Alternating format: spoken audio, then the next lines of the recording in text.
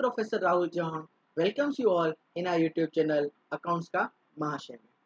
आशा रखता हूँ कि आपने फर्स्ट पार्ट के दोनों वीडियो देख लिए होंगे, जिससे हम एनपीओ में आगे बहुत ही स्मूथली चल सकते हैं। बेसिकली ये फर्स्ट पार्ट का बेटा लास्ट वीडियो होगा, जिसमें अब मैं कोई कंसेप्ट पढ़ाना नहीं चाहूँगा, पर मैं चाहूँगा कि अभी तक जो हमने कंसेप्ट पढ़े हैं उसका एक एप्लीकेशन में करवा रहा हूँ। और मैं आपको ये कोरिलेट करवाना चाहता हूँ कि एनपीओ में कुछ नया नहीं है। लोगों को लगता है सर एनपीओ में कुछ अजीब सा कुछ चल रहा है, एनपीओ में समझ में नहीं आ रहा है। अरे एनपीओ में वही चीज़ है जो बेटा आपने 11th में अभी तक पढ़ी हुई है, जो आप शायद फाइनल अकाउंट में या नॉर्मली देखते हैं, सब वही है एनपीओ में। और कुछ बड़ी बात नहीं है, बस कुछ क्वेश्चन का प्रेजेंटेशन हमें अलग से दिया होगा। पर वो चीज़ समझने के लिए मैं आपको ये बेसिक समझाने चाह रहा हूँ कि अगर ये देखो ये इसमें कुछ एनपीओ होगा नहीं। अगर ये आप समझ गए तो देखना आप एनपीओ में सीधा कोरिलेट कर पाओगे, सर ये तो एनपीओ में था, हमको तो पता ही नहीं कि ये सब बेसिक्स ये है। तो चलो एक इलस्ट्रेशन है बेटा, बराबर। सबसे पहले ये बेसिक इलस्ट्रेशन हम पढ़ेंगे, इसके ऊपर से मैं आपको अलग वही क्वेश्चन कुछ अलग तरह से फॉर्म करके दे रहा हूँ। पहले हम ये इलस्ट्रेशन पढ़ लेते हैं। चलो तो इलस्ट्रेशन,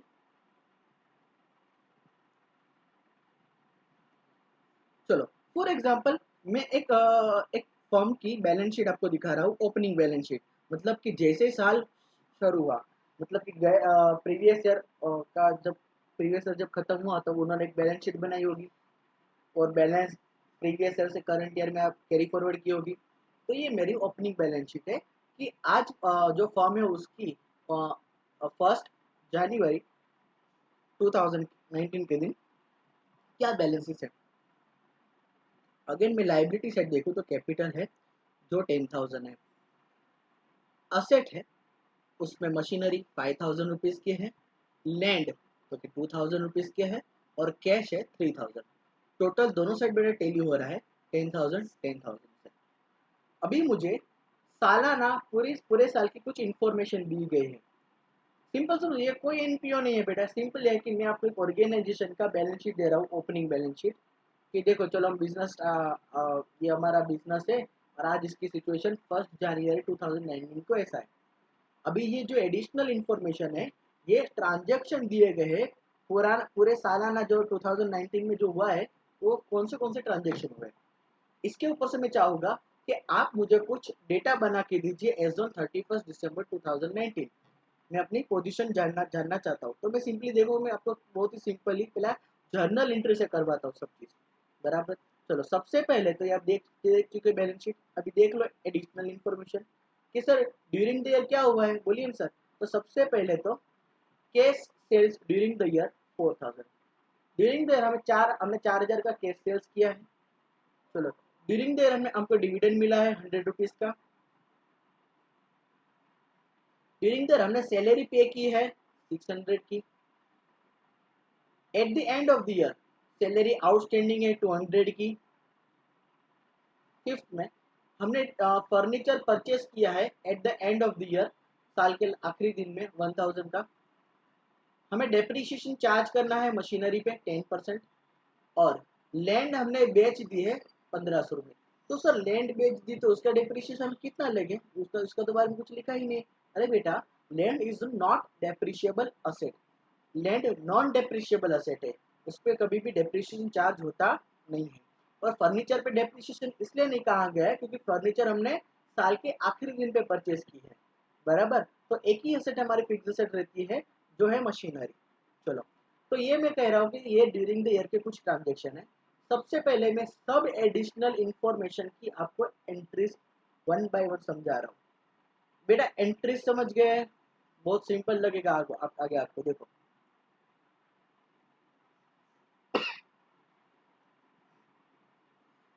चलो इसका सॉल्यूशन आपके सामने है। सबसे पहले तो कि cash sales during the year जो हुआ है 4,000 का, उसका हम क्या करेंगे। बेटा मैंने ये सब नोट्स इसलिए बना के रखी क्योंकि वीडियो में कुछ ज़्यादा लिखने का टाइम ना जाए, तो इजीली हम शॉर्ट टाइम में ज़्यादा से ज़्यादा कंसेप्ट कवर कर सकें। ठीक है फ्रेंड्स, चलो तो जो ड्यूरिंग द कैश सेल्स हुआ है, सिंपली उसके हमें जर्नल एंट्री सोचनी है। उसके लिए आपको सिंपली वो ट्रेडिशनल व्यू पॉइंट और अकाउंटिंग इक्वेशन व्यू पॉइंट का यहाँ एप्लीकेशन करना होगा, बराबर। चलो, ड्यूरिंग द ईयर हमने सेल्स किया है, वो भी कैश में, तो ये कैश ट्रांजेक्शन है, इसलिए एक अकाउंट कैश हो रहा है, दूसरा अकाउंट एक्टिविटी है सेल्स का। कैश हमारे लिए real account, what comes in sales nominal account because it is income. Again cash asset है, असेट बढ़ रही है, और सेल्स इनकम है, इनकम भी बढ़ रहा है, तो इसलिए इस वजह से cash account debit 4000 to sales account 4000। अभी मैंने कहा था बेटा कैश तो कौन सा अकाउंट है, रियल अकाउंट, जो कहाँ पे जाएगा, बैलेंस शीट में। पर सेल्स अकाउंट तो बेटा नॉमिनल अकाउंट है, तो वो हमें क्लोज करना होगा। हमेशा याद रखना, क्लोज करने के लिए हमें उसकी ऑपोजिट इफेक्ट देनी होगी। तो सिंपली सेल्स क्रेडिट है, तो उसे क्लोज करने के लिए हमें क्या करेंगे बेटा, डेबिट, तो सेल्स अकाउंट डेबिट, और हम जनरली कहाँ पे लेके जाते हैं, ट्रेडिंग में, तो sales account debit to trading account 4000 4000। इस वजह से बेटा अगर मैं सब पूछूं इसकी पोस्टिंग क्या होगी, तो सिंपली देखो, मैं बाजू में कैश अकाउंट और मैंने ट्रेडिंग पीएल कंबाइन बनाया बेटा, ठीक है। तो देखो सबसे पहले कैश में डेबिट साइड टू सेल्स 4000, और ट्रेडिंग और पीएनएल में देखो आपने जो अकाउंट बनाया ट्रेडिंग में क्रेडिट साइड बाय सेल्स 4000। जो मैंने दो एंट्री किए उसकी आपको मैंने पोस्टिंग समझा दी। चलो सर, ये 3000 क्या है बेटा, देखो ये बेसिकली ओपनिंग कैश है हमारे लिए। कैश कौन सी क्या होता है बेटा, असेट होती है, और असेट यानी डेबिट। ओपनिंग डेबिट बैलेंस हम अकाउंट में कौन सी साइड लिखेंगे बेटा, आज ही हम पढ़े थे, कहाँ opening debit balance debit side लिखते हैं। तो देखो यहाँ लिखा है मैंने, टू बैलेंस ब्रोट डाउन 3000। इसलिए मैंने बेटा कई बार लोगों को इसमें दिक्कत आती हो, तो दिक्कत ना आए इसलिए मैंने आपको बैलेंस वाला चार्ट और बैलेंस वाला टॉपिक पढ़ाया था। चलो, फिर आता है second transaction, dividend received during the year 100। चलो, तो अगेन सेम टू सेम जो सेल्स में कंसेप्ट होगा यहाँ भी वही, कि sir cash comes in, cash account debit, cash asset है इसलिए डेबिट, और डिविडेंड इनकम है, इनकम बढ़े तो क्रेडिट, और डिविडेंड नॉमिनल अकाउंट होगा, इनकम है इसलिए इनकम अकाउंट क्रेडिट। डिविडेंड अगर हम क्लोज करेंगे, डिविडेंड क्रेडिट है, क्लोज करने के लिए हम क्या करेंगे बेटा, डेबिट, तो dividend account debit to PNL. ये बेटा ईयर एंड में हमें नॉमिनल अकाउंट क्लोज करने पड़ते ही है, हम पर्सनल और रियल अकाउंट कभी भी क्लोज करते नहीं है। चलो, तो इसकी पोस्टिंग क्या आएगी बेटा, टू डिविडेंड, कैश अकाउंट में डेबिट साइड टू डिविडेंड 100, और पीएनएल में क्रेडिट साइड बाय डिविडेंड 100। चलो,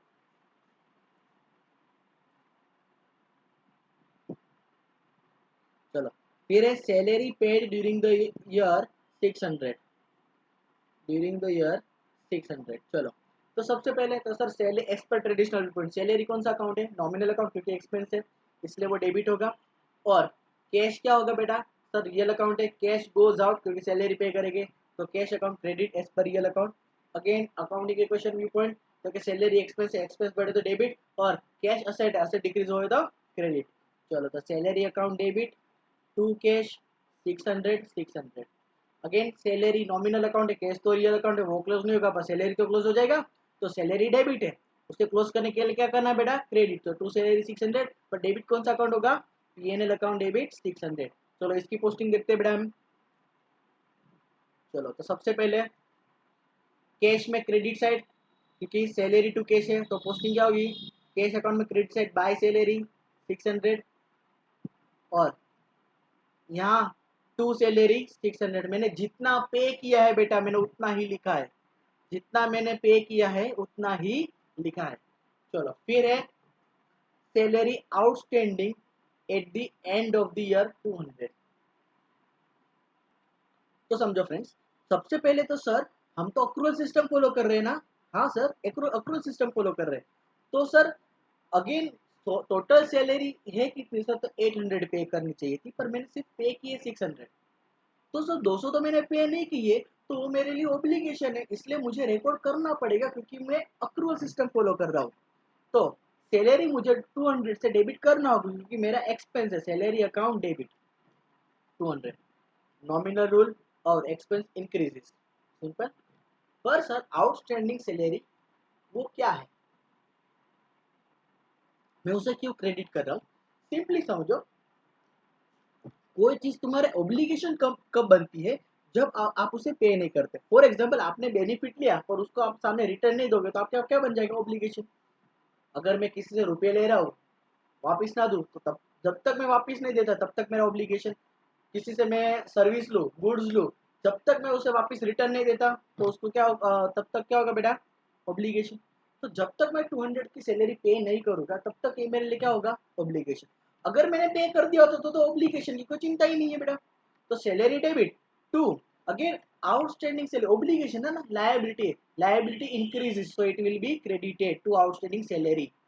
सर पर्सनल बाकी ट्रेडिशनल व्यू पॉइंट के हिसाब से आउटस्टैंडिंग सैलरी कौन सा अकाउंट है, very good, representative personal account. तो एज पर दैट, अगर आज मैंने उस अपने एम्प्लॉई को सैलरी पे नहीं की, मतलब उसने मुझे इनडायरेक्टली अभी तो बेनिफिट दिया, वरना बोले मुझे बोले ना सर अभी का भी मुझे सैलरी चाहिए, तो मुझे कैसे भी उसकी सैलरी देना होता। तो अभी मुझे उसने इनडायरेक्ट बेनिफिट गिवर है, क्योंकि मेरे पास से केस जा नहीं रहे, तो बेनिफिट गिवर है इसलिए वो क्रेडिट भी हो रहा है। और आउटस्टैंडिंग सैलरी तो पर्सनल अकाउंट है इसलिए वो तो क्लोज नहीं होगा, वो तो कहाँ पे जाएगी बेटा, लायबिलिटी में। पर सैलरी तो क्या है बेटा, नॉमिनल अकाउंट है, उसको क्लोज कर दे। PNL account debit to salary 200 तो देखो पीएनएल में डेबिट साइड, सैलरी में मैंने उसको उसको प्लस कर दिया to outstanding salary. So outer column में 800 क्या है बेटा, हमारा ऑब्लिगेशन टू पे, देखो टेली हो चुका कि हम अक्रूवल सिस्टम फॉलो कर रहे हैं। और बैलेंस शीट में उसका लाइबिलिटी है इसलिए आउटस्टैंडिंग सैलरी 200। सर, ओ सर, हमने क्यों कैश या कैश अकाउंट में क्यों नहीं लिखा। सर जी हमने पे किया ही नहीं है, पे किया नहीं इसलिए कैश गोज आउट हुआ ही नहीं है, इसलिए हम क्रेडिट साइड कुछ नहीं लिखेंगे।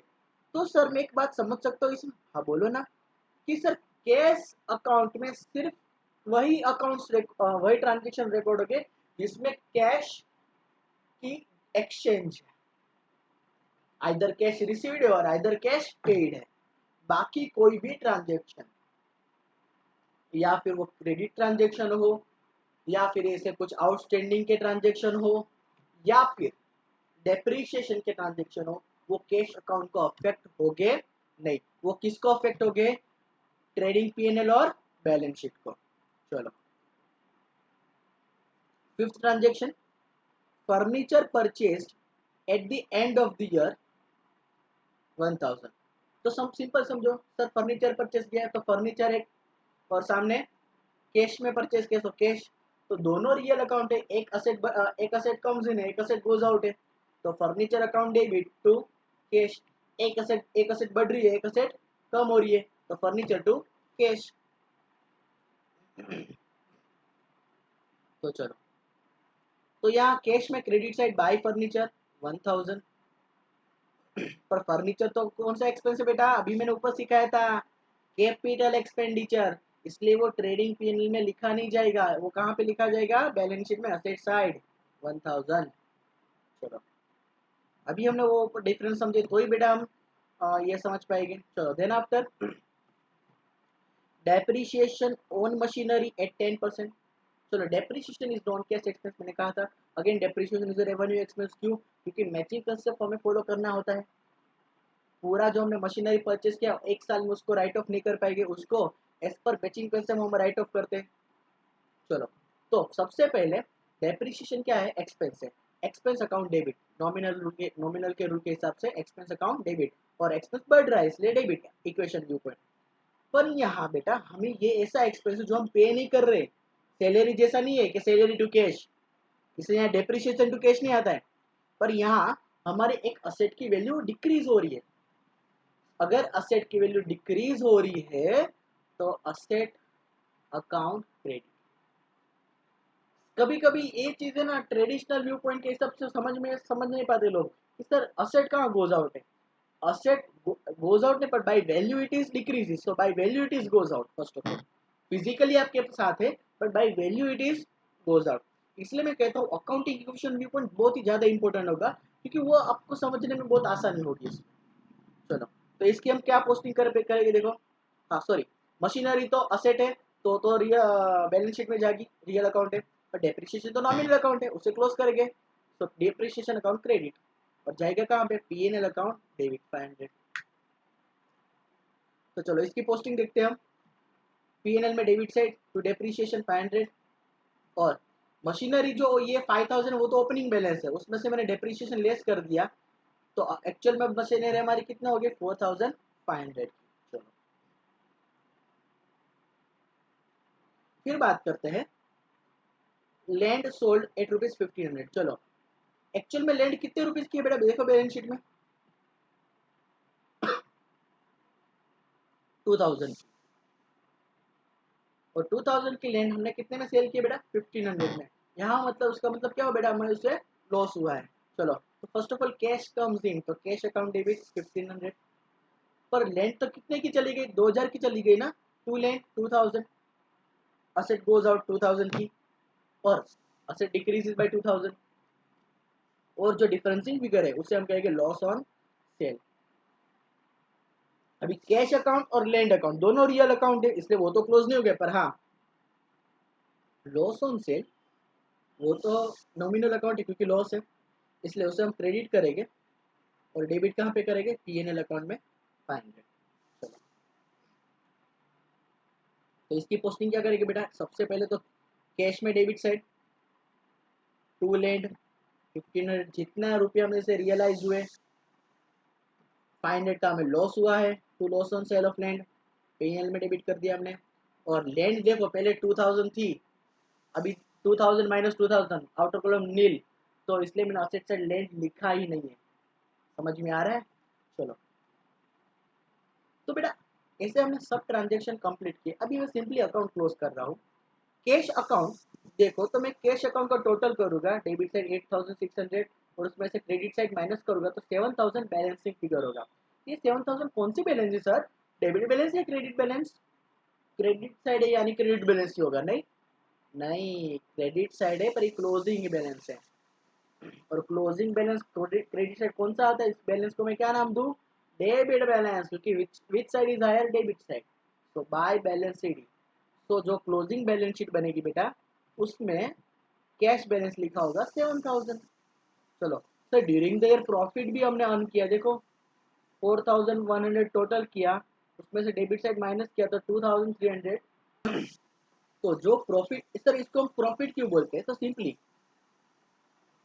Debit expense and loss but credit income and gain, यहाँ क्रेडिट साइड ज़्यादा है ना, तो ये बैलेंस क्रेडिट बैलेंस है, और क्रेडिट बैलेंस किसे हम कहेंगे, प्रॉफिट और गेन को। चलो ये प्रॉफिट किसको बिलोंग करता है, ओनर को, इसलिए वो कहाँ पे चली जाएगी, ये पीएनएल अकाउंट क्लोज करके पीएनएल सॉरी कैपिटल में चले जाएगी। तो कैपिटल ये 10000 ओपनिंग बैलेंस है, फिर उसमें प्रॉफिट हमने ऐड किया 12300। देखो तो बेटा दोनों साइड बैलेंस शीट हमारी टेली हो गई। इधर मैंने कोई एनपीओ नहीं पढ़ाया बेटा, मैंने आपको सिर्फ कंसेप्ट पढ़ाया कि एक्चुअल में होता क्या हुआ है। ओपनिंग बैलेंस शीट दी मैंने, पूरे सालाना आपको सिर्फ ट्रांजेक्शन दे दिए, उस ट्रांजेक्शन की मैंने सब जगह पे इफेक्ट दी, और सभी इफेक्ट मैंने प्रूव की, सब एंट्री मैंने लॉजिकल, कोई रट्टा नहीं कि ये कर लो ये कर लो, नहीं सिंपली कंसेप्ट, सीधी बात नो बकवास, कंसेप्चुअली बात करनी, अपना दिमाग यूज करना। अगर इसमें क्वेरी हो तो बेटा प्लीज मुझे पोस्ट करना, मुझे पूछना, पर रटा नहीं मारना, जाने दो, इससे क्या, ये अगर समझ गए तो आपको एनपीओ इजीली समझ जाएगा। इससे मैं थोड़े से कंक्लूजन ड्रॉ कर रहा हूँ, देखो क्या कंक्लूजन, कि सर कैश अकाउंट में तो नॉन कैश आइटम आई ही नहीं, बोलो यस और नो, कौन सी नहीं आई सर, एक तो डेप्रिसिएशन, दूसरी या सर कोई भी क्रेडिट ट्रांजेक्शन होगा वो भी इसमें नहीं आता है, और कोई भी लॉसेस वो भी नहीं आया, देखो यस और नो। चलो ये कैश अकाउंट तो रियल है, इसलिए ओपनिंग बैलेंस और क्लोजिंग बैलेंस होती है इसकी, क्योंकि रियल अकाउंट मैंने कहा था। पर यहाँ देखो पीएनएल में, यहाँ पे तो कोई ओपनिंग क्लोजिंग बैलेंस नहीं, क्योंकि नॉमिनल अकाउंट है just like expense and loss, इसलिए इसकी कोई ओपनिंग क्लोजिंग बैलेंस नहीं होती है। दूसरी बात, यहाँ जरूरी नहीं कि ट्रांजेक्शन कैश में ही हो, नॉन कैश भी होते हैं, जैसे कि depreciation, loss on cell. Again मैंने यहाँ को सब ट्रांजेक्शन, ओब्लिगेशन टू पे और राइट टू रिसीव, ये अक्रूवल सिस्टम फॉलो करता है अकाउंट। ये अकाउंट कौन सा सिस्टम फॉलो करता है? Accrual system. भले हमने 800 में से सिर्फ 600 पे किए, 200 पे नहीं किए, तो भी रिकॉर्ड कितना करता है? 800। पर कैश अकाउंट कितना रिकॉर्ड करता है? देखो बेटा, कैश अकाउंट 200 नहीं रिकॉर्ड करता है, कैश अकाउंट तो सिर्फ कितना रिकॉर्ड करता है? 600, जितना हमने पे किया है। मतलब कैश अकाउंट कौन सा सिस्टम फॉलो करता है? Cash system. सर ये क्यों समझा रहे हो बेटा? देख लेना, अभी दूसरे पार्ट में ये सब आपको समझ में आ जाएगा, मैं आगे पढ़ाऊंगा इसलिए। तो cash system, cash account cash system follow करता है, जबकि ट्रेडिंग और PNL account accrual system follow कर रहा है। समझ में आ रहा है फ्रेंड्स आप सबको? चलो दूसरी बात और एक चीज, यहाँ ट्रेडिंग अकाउंट में सब एक्सपेंस और इनकम देखो रेवेन्यू नेचर है। Depreciation revenue, salary revenue, loss on sale revenue, sales revenue, dividend revenue. पर यहाँ ऐसा नहीं, कैश अकाउंट में देखो, कैश अकाउंट में लैंड के ट्रांजेक्शन भी आ गए, फर्नीचर की भी ट्रांजेक्शन आ गए। मतलब कि कैश अकाउंट में दैट डजंट मैटर कि एक्सपेंडिचर कैपिटल है या रेवेन्यू, इनकम कैपिटल है या रेवेन्यू, सिर्फ आप गांधी बाबू आए और गांधी बाबू चले गए तो उसमें रिकॉर्ड करना है बस। जबकि ट्रेडिंग और पीएनएल में और बैलेंस शीट में जो पेमेंट हमने किए हैं, जो पेमेंट हमने किए हैं वो जो रेवेन्यू नेचर के होंगे तो वो ट्रेडिंग पीएनएल में आएंगे। अगर वो कैपिटल एक्सपेंस के नेचर में होंगे तो वो कहाँ पे आएंगे बेटा? बैलेंस शीट में। क्लियर हो रहा है सबको फ्रेंड्स? चलो, तो ये ट्रांजेक्शन, ये जो मैंने ये एग्जांपल करवाया है, ये मैं आपको सिंपली और एक तरीके से समझाना चाह रहा हूँ जिससे एनपीओ में हमें हेल्प मिलेगी। ठीक है फ्रेंड्स?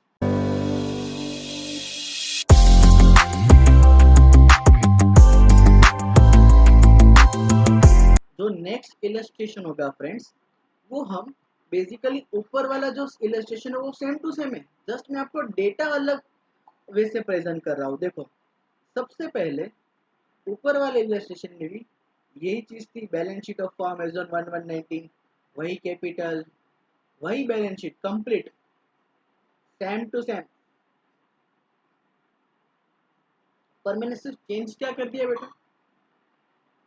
जो मैंने आपको एडिशनल इंफॉर्मेशन दी थी कि ये हुआ पूरे साल में, उसको मैं उसकी जगह पे मैं सबसे पहले जो हमने कैश अकाउंट बनाना सीख गया, हमने वो सीख गए कि सर कैसे जनरल एंट्री होती है, कहाँ से कहाँ चीज जाती है कंसेप्चुअली। तो वो अभी मैं आपको कैश अकाउंट दे रहा हूँ, और कितनी जो नॉन कैश आइटम की इंफॉर्मेशन है वो मैं आपको नीचे दे रहा हूँ सिंपली। मतलब मैंने यहाँ वो नहीं लिखा कि सेल्स कितना है, वो अभी हमें समझना होगा कैश अकाउंट को देख के कि सर देखो ये ओपनिंग बैलेंस है, ये कहाँ से आई? तो के सर यहाँ से आई, देखो देखो देखो। ओके सर, तो हम समझ गए, या ऐसा कुछ करना है आप। फिर सेल्स क्या है? तो देखो ये रेवेन्यू इनकम है। तो अभी यहाँ से हमें फिर क्लिक करना है। देखो, इसका मतलब अगर मैंने कैश अकाउंट आपको बना के दे दिया है फ्रेंड्स, मतलब कि ये जो एंट्री है, समझ लो ये सेल्स की एंट्री क्या थी? Cash account debit to sales और सेल्स टू ट्रेडिंग, राइट? तो इसकी पोस्टिंग तो हो चुकी है।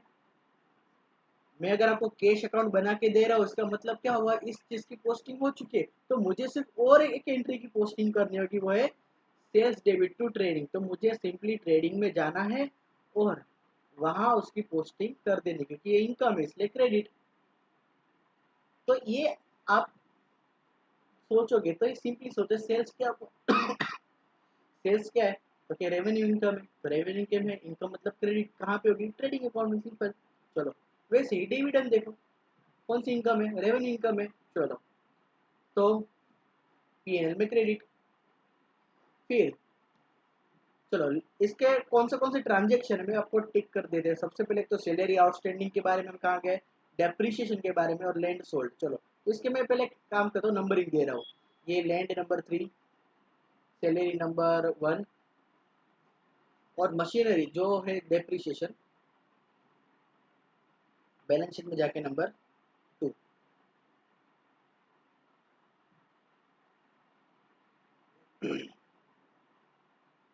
तो सिंपली चलो, अभी जहाँ एडजस्टमेंट हो गए वो मैं बाद में करता हूँ सिंपली आगे। फिर जो विदाउट एनी एडजस्टमेंट वो ऐसे ही कर देता हूँ। सबसे पहले फर्नीचर, तो फर्नीचर तो बेटा कैपिटल एक्सपेंस है, वो थोड़ी हम इधर लिखेंगे। ये चलो ये क्रेडिट इफेक्ट है तो उसका हम डेबिट इफेक्ट सोचना है। असेट है, असेट परचेस किए तो असेट कहाँ पे, बैलेंस शीट में, सिंपल। फिर ये by balance C D, closing balance of cash, again वो भी असेट है, तो ये भी कैश बैलेंस। देखो क्लोजिंग बैलेंस शीट में, ये देखो आपके पास क्लोजिंग बैलेंस शीट है। फिर अभी जो एडजस्टमेंट है वो करते हैं। बैलेंस शीट में देख लो, जो 10,000 है कैपिटल का, वो मैं कहाँ लिख रहा हूँ, यहाँ 10,000। फिर लैंड को हम सेल कर रहे हैं, देखो तो simply land sold at rupees 1500, तो सिंपली लैंड सोल्ड एट 1500 ना, तो फिर सिंपली सोचो कि 2000 का लैंड चला गया, इसलिए बैलेंस शीट में से तो मैं निकाल दिया। 1500 की इफेक्ट इधर दे दी गई है कैश में, तो मुझे सिर्फ 500 की इफेक्ट ही देनी है बेटा। पर ये कौन सी इफेक्ट देनी है, कितने की नहीं देनी है, कितने की देनी है, ये प्रोसेस मुझे कब समझ में आई, जब मैंने पूरा ऊपर का इलस्ट्रेशन डिटेल में समझा। तो देखो लॉस ऑन सेल डेबिट हुआ 500। फिर डेप्रिसिएशन है, तो देखो ये असेट है, उसका डेप्रिसिएशन, तो एक इफेक्ट तो क्या होगी, असेट में थे लेस। अभी इसकी क्यों न्यू इफेक्ट बनाई, अरे सिंपली कैश अकाउंट बना के दिया है, पर कैश अकाउंट ये कोई कैश ट्रांजेक्शन तो है नहीं कि जिसकी एक इफेक्ट दे दी गई होगी। ये तो नॉन कैश आइटम, इसकी तो मुझे दोनों इफेक्ट देनी होगी, एक तो असेट में से लेस और पीएनएल में डेबिट साइड टू डेप्रिसिएशन। और आउटस्टैंडिंग सैलरी, तो जो सैलरी मैंने पे की है 600, वो तो डेफिनेटली इनकम एक्सपेंडिचर में डेबिट हो गई, पर जो आउटस्टैंडिंग है 200, उसकी दो दो इफेक्ट क्यों आई सर, क्योंकि एक तो पीएल में सैलरी में प्लस होगी, और दूसरा यहाँ आउटस्टैंडिंग सैलरी। तो सिंपल समझो फ्रेंड्स, जो चीज में कैश आइटम इन्वॉल्व नहीं है, कैश अकाउंट इन्वॉल्व नहीं है, उसी ट्रांजेक्शन के आप दो दो इम्पैक्ट दे रहे हो, डेबिट क्रेडिट, उस आइटम के बारे में आपको दो चीज सोचनी है, डेबिट और क्रेडिट। पर जिसकी आपको, जिस आइटम मतलब कि cash account item, cash account दे दिया है, कैश आइटम दे दिया है, तो उसकी आपको सिर्फ एक ही इफेक्ट सोचनी है, क्योंकि एक इफेक्ट तो कैश अकाउंट के फॉर्म में दिए गए। अगर आपको मैंने आपको जो पहले इसके पहले के सेशन में सिर्फ इंफॉर्मेशन दी थी, इसलिए आपने एंट्री की, इसलिए आपने दो दो इफेक्ट दी। यहाँ मैं कैश अकाउंट आपको बना के दे रहा हूँ, मतलब एक इफेक्ट तो मैं खुद करके दे रहा हूँ। तो सर हमने जो फाइनल अकाउंट पढ़ा और ये इसमें क्या चेंज, क्या है चेंज, बहुत ही सिंपल है बेटा, कि यहाँ वहाँ हम फाइनल अकाउंट में ट्रायल बैलेंस पर से ट्रेडिंग पीरियड बैलेंस शीट बनाते थे, और यहाँ हम कैश अकाउंट के पर से हम क्या बना रहे हैं, trading period balance sheet. Trial balance में से जब हम कोई डेटा बनाते हैं, ट्रेडिंग पीरियड बैलेंस शीट, मतलब ट्रायल बैलेंस तो क्या है, सिंपली बैलेंस है और कुछ नहीं। तो वहाँ हमें उसकी इफेक्ट देनी थी, एडजस्टमेंट की इफेक्ट देनी थी, सबके बारे में सोचना था। यहाँ कैश अकाउंट है, बस सिंपल और कुछ नहीं है। अगर आपको ये वाला इलस्ट्रेशन अगर समझ में आ गया हो, देखो तो सिंपली फिर मैंने ट्रेडिंग पीरियड क्लोज किया, उसका जो भी प्रॉफिट आया मैंने कैपिटल में प्लस किया, और बैलेंस शीट टैली कर दी सिंपली। तो अगेन आपको जो ये सिस्टम समझ में आ गए हो, तो बेटा ये और कुछ नहीं, ये एनपीओ ही है बेटा, ये यस ये एनपीओ ही है। सर कैसे, देखो आपको एनपीओ में जो कैश अकाउंट हम बोलते हैं, उससे हम एनपीओ में बोलेंगे रिसीट्स एंड पेमेंट अकाउंट। तो receipt and payment account cash account both are same, exactly हाँ, एक चेंज है। बेसिकली कैश अकाउंट में बेटा, कैश अकाउंट क्या है, वो क्रोनोलॉजिकल ऑर्डर में बनाया गया है। एक्चुअल में कैश अकाउंट क्या होता है, क्रोनोलॉजिकल ऑर्डर में। फॉर एग्जांपल मैंने 12 हर महीने की, मैं हर महीने के स्टार्टिंग में सैलरी पे करता हूँ, तो हर महीने की स्टार्टिंग में बाय सैलरी आएगा वो। पर रिसीट एंड पेमेंट क्या, वो कैश अकाउंट का सिंपली एक समरी फॉर्म है। Receipt and payment 12 bar posting नहीं करेगा पेमेंट साइड की, बाय सैलरी, वो तो पूरा लिख देगा, बाय सैलरी 1,20,000, सिंपल 12 मंथ की सैलरी एक साथ में लिख देगा। समझ में आ रहा है कि एक्चुअल में कैश और रिसीट एंड पेमेंट में अकाउंट में एक ही डिफरेंस है, बाकी हम जिसे हम बोलते हैं कैश अकाउंट, वही रिसीट एंड पेमेंट अकाउंट है। कैश कम्स इन, वो हमारे लिए रिसीट हो गई, इसलिए डेबिट साइड को हम रिसीट साइड भी बोलते हैं, और क्रेडिट साइड को हम बोलते हैं पेमेंट साइड।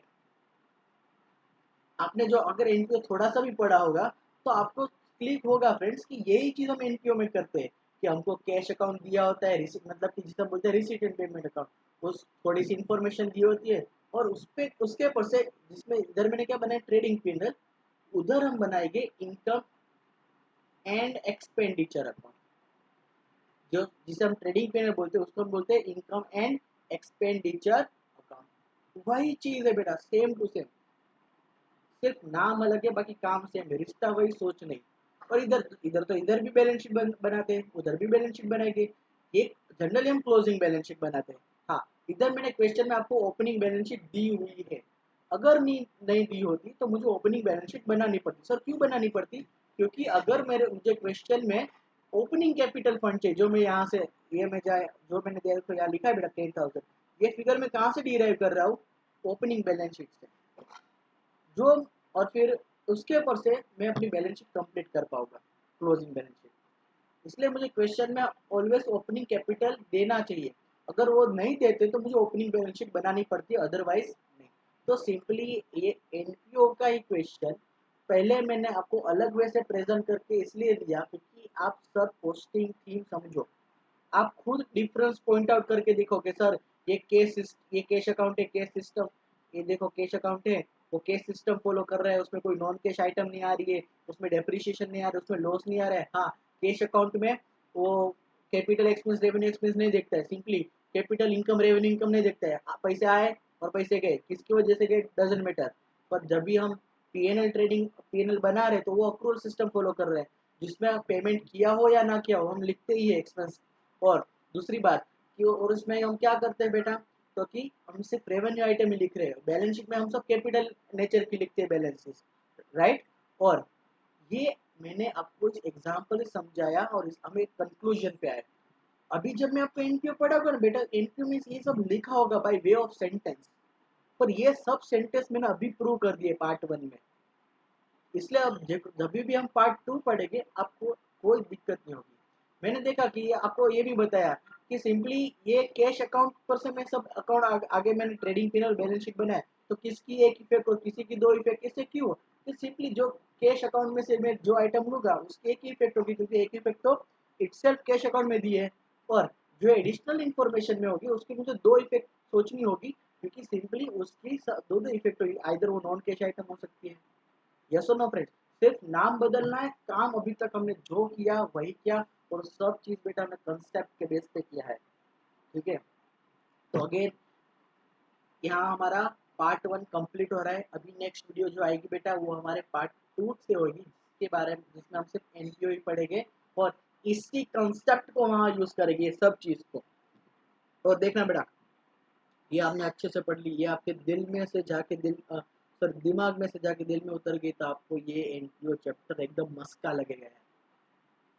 अगर आपको लग रहा है कि नहीं सर ये एफर्ट्स बहुत ही अच्छे रहे हमारे आपके, तो प्लीज़ इसको ज़्यादा से ज़्यादा लोगों से शेयर कीजिए, लाइक कीजिए, इस चैनल को बेटा सब्सक्राइब कीजिए। चैनल का नाम अकाउंट का मास्टर, वैसे ही बेटा हमारा काम होगा, ठीक है एवरीवन। सो प्लीज़ लोगों से शेयर करते रहिए। सो शेयरिंग इज़ केयरिंग में आई ऑलवेज सेड।